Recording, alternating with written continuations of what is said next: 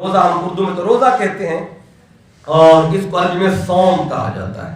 جیسے اللہ تعالیٰ نے مجید میں فرمایا کتب علیکم الصیام، تم پہ روزے لکھ دیے گئے، فرض کر دیے گئے. تو یہ صوم اس کا جو لغوی معنی ہے، لغوی معنی ہے رک جانا، الامساک. الصوم فی اللغت الامساک، عربی لغت میں صوم کا معنی ہے رک جانا.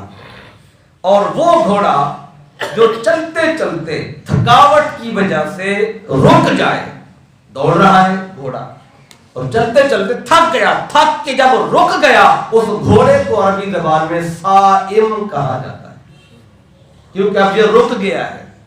تو رک جانے کو صائم، رکنے والے کو صائم کہا جاتا ہے. اس عمل کو صوم کہا جاتا ہے.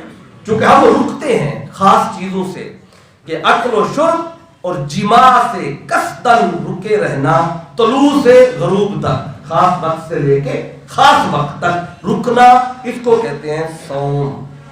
اس صوم کی اور روزہ کی تاریخ بھی سن لیں کہ روزہ فرض کب ہوا.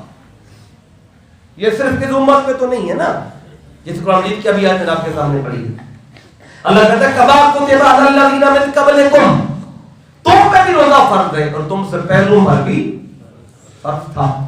تو سب سے پہلے کن پر روزہ فرض ہوا اور روزہ فرض کیوں ہوا، اس کے پیچھے ہسٹری کیا ہے، اس کی تاریخ کیا ہے، اللہ کو کیا ضرورت پڑی ہے بھوکا پیاسا رکھنے کی. تو بہت بڑے مفسر ہیں، ان کا نام ہے شیخ اسماعیل حقی رحمۃ اللہ تعالی علیہ. ان کی تفسیر ہے روح البیان، اس میں انہوں نے اس کی تاریخ کو ذکر کیا ہے. آپ کہتے ہیں کہ آدم علیہ السلام کی اولاد میں سے ایک بادشاہ ہیں، تیسرے بادشاہ گزرے، ان کا نام تھا ملک تیمور. ان کا جو دور تھا اس دور میں قحط آ گیا، کھانا پینا کم پڑ گیا.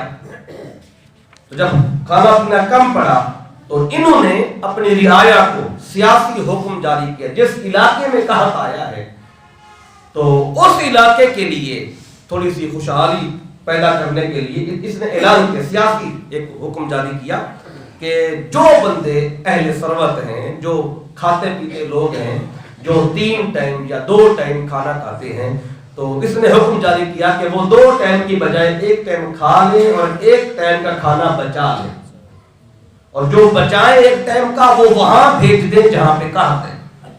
تو یہ سیاسی حکم آیا تو پھر وہ علاقے والے جو لوگ تھے انہوں نے 2 ٹائم جو کھاتے تھے انہوں نے 1 ٹائم کھایا اور 1 ٹائم کا بچایا، اور جو بچایا اور وہ اس علاقے میں بھیج دیا جہاں پہ قحط تھا.